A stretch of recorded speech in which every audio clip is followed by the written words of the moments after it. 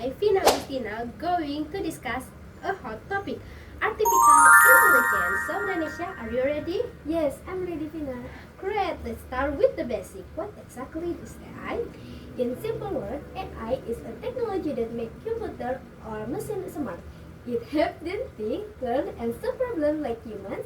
It's not just a robot, it's the software and brain behind the system. Interesting, Danisha. Can you give me a simple example of AI that we use every day? Or, of course, when you open YouTube, TikTok, or Netflix, the app recommend video based on what you like. That recommendation system is powered by AI.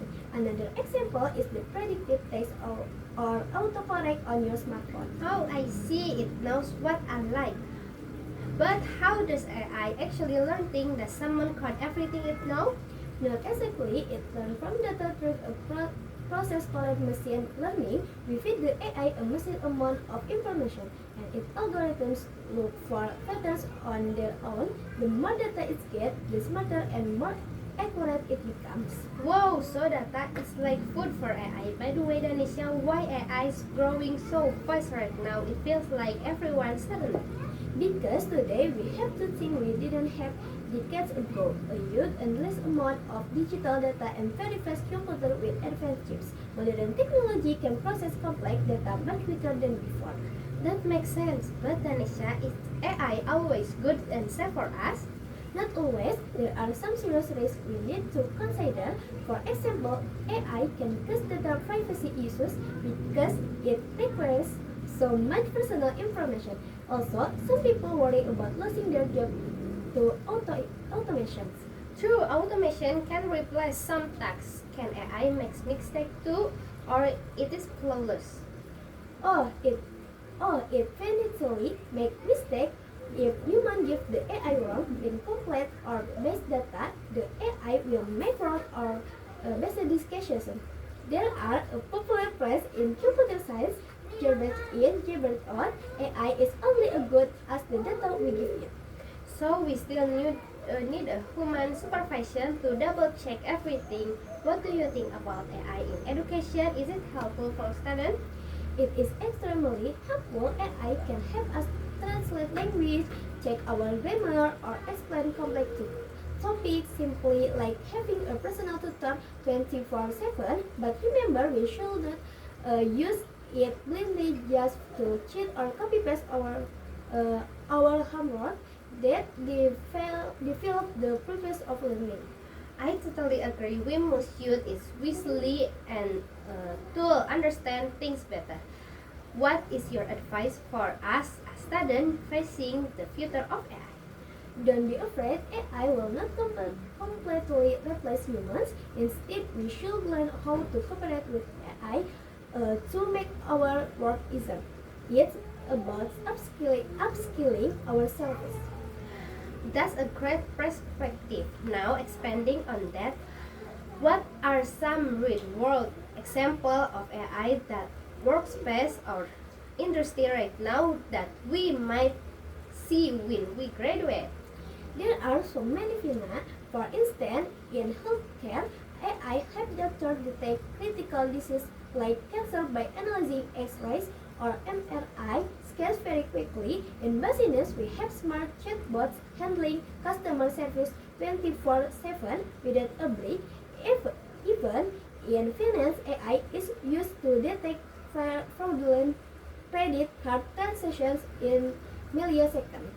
Even the creative industry is changing, right? Like AI generating images or helping with video editing. Exactly, AI can now help edit photo, generate visual assets, or even create basic music arrangements. It's shifting from just analyzing data to actually generating content, which we call generate AI. Wow, that's amazing, but also a bit scary to think about. It feels like it can do almost everything, but Tanisha, if AI is that advanced, what human skill cannot be copied by AI? What keeps us unique? This is the most crucial point. AI lacks emotion through empathy and moral consciousness. AI can process millions of data points in a second, but it cannot manually understand human feeling, culture, or ethics. Critical thinking, out of the box, creativity, leadership, and empathy belong only to us. That is why AI will never completely replace human working who have these skills. Exactly, so AI is like a super smart tool for our assistant, but humans still hold the steering wheel and make the final ethical code. Spot on. So instead of being afraid of combating with it, our biggest challenge right now is to sharpen those uniquely human skills while learning how to use AI to boost our day-to-day productivity. The person who knows how to use AI will replace the person who doesn't. Okay, that's excellent quote to remember. Learn to adapt or get left behind. This has been such a deep and eye-opening discussion, Danisha. Thank you so much for breaking it down so clearly for us. You're very welcome, Pina. It was wonderful discussion with you. Thank you for having me. Okay, thank you everyone for listening us. Bye. Bye.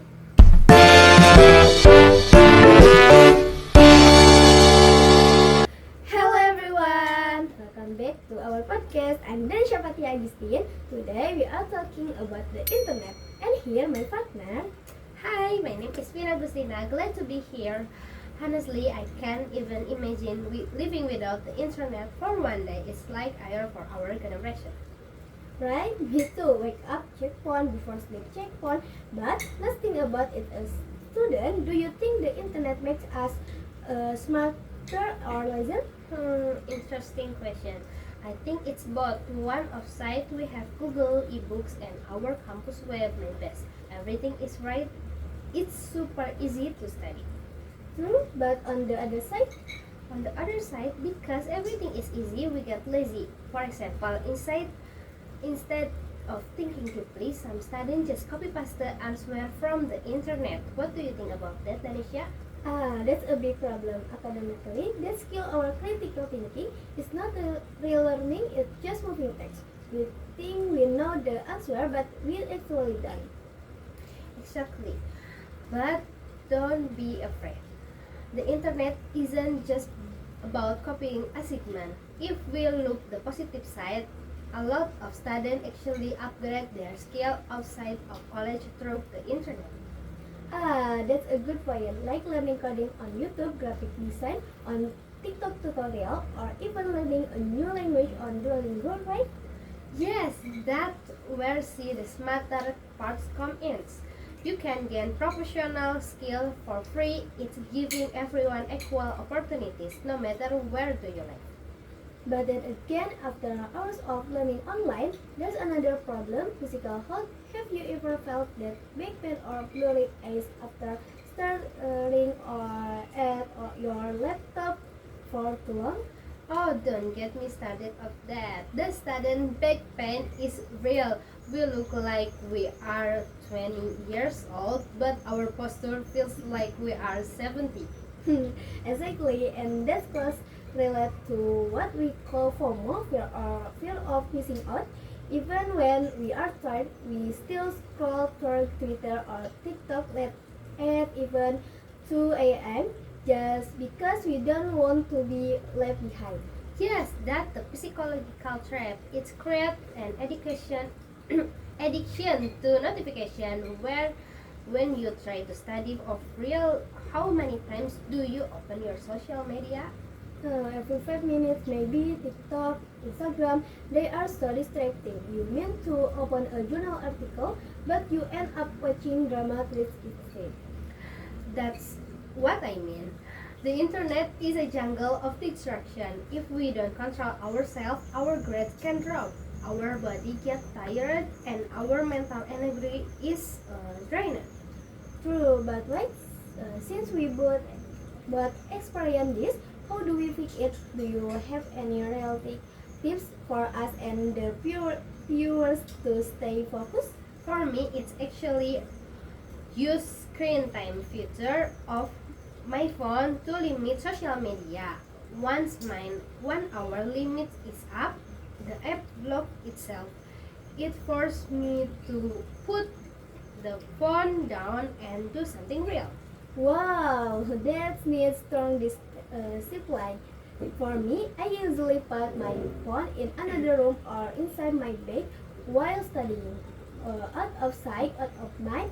If I cannot see it, I won't reach for it every 5 minutes. That's a classic but highly effective method. So basically, it all becomes down to self-discipline, right? The tool is good, but the user is the problem.